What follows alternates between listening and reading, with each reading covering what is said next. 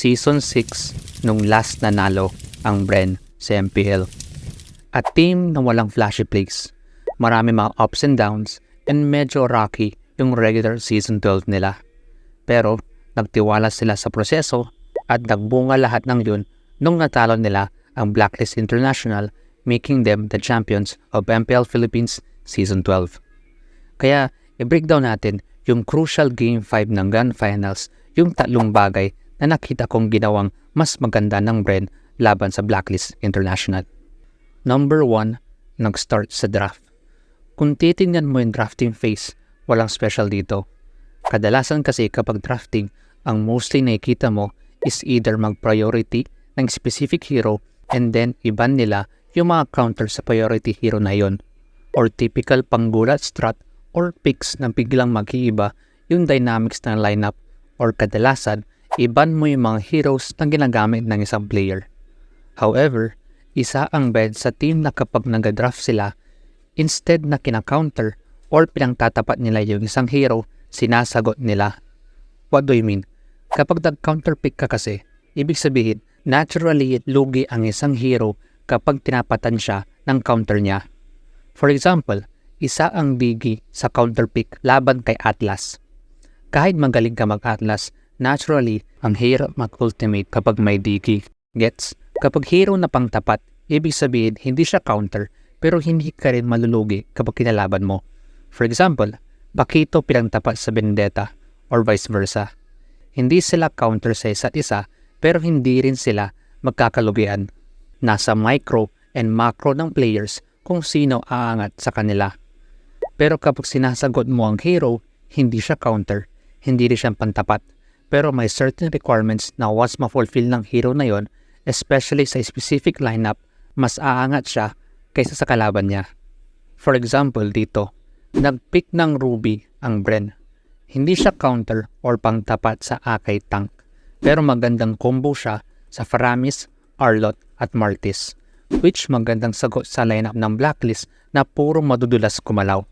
Pero hindi ibig sabihin pangit ang draft ng Blacklist.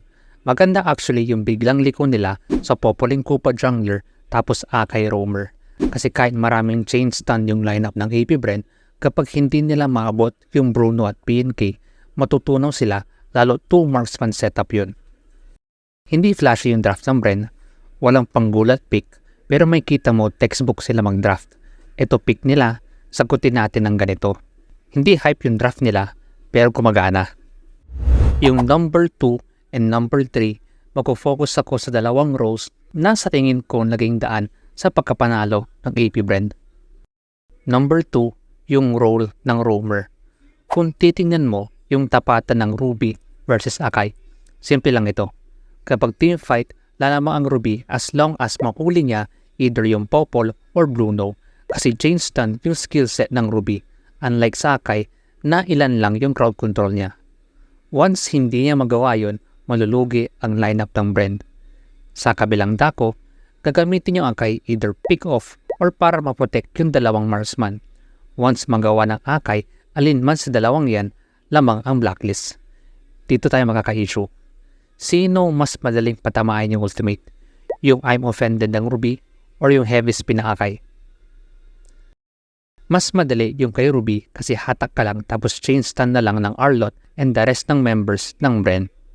Habang sa Akai, kailangan mo pang ilagay sa pader yung i-heavy spin mo para talagang ma-lockdown. Which kung titignan mo rito, sulit yung heavy spin ni Rene J para mahuli yung Martis at Ruby, which na-convert into a tower down sa bottom lane. Same scenario sa second turtle pero this time, palalayuin niya si Kaltizi para ma-protect ni Sensui and at the same time, makalibre siya ng retry. Pero ito yung delikado. Gagana lang yan mga yan sa Blacklist kung available yung ultimate ng Akai.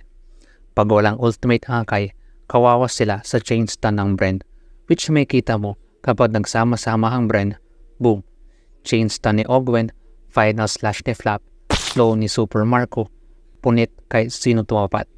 Yan yung nakakatakot sa draft ng Bren kasi kahit sino kaya mag-initiate. Which may kita mo sa third turtle, hindi na si Ogwen yung una nag-set, si Flap na. Diba? Same concept lang basta mahuli either Popol or Bruno raragasa yung lineup ng Bren. Pero same concept din kung hindi mahatak or mastan ng Bren yung Popol or Bruno, matutunaw sila sa 2 marksman setup which may kita mo naka-free hit sina Sensui at Oheb. Therefore, in terms of execution, mas madali i-execute yung lineup ng Bren kasi marami silang options for an initiation. Samantalang sa Blacklist, si Rene J lang yung setter nila.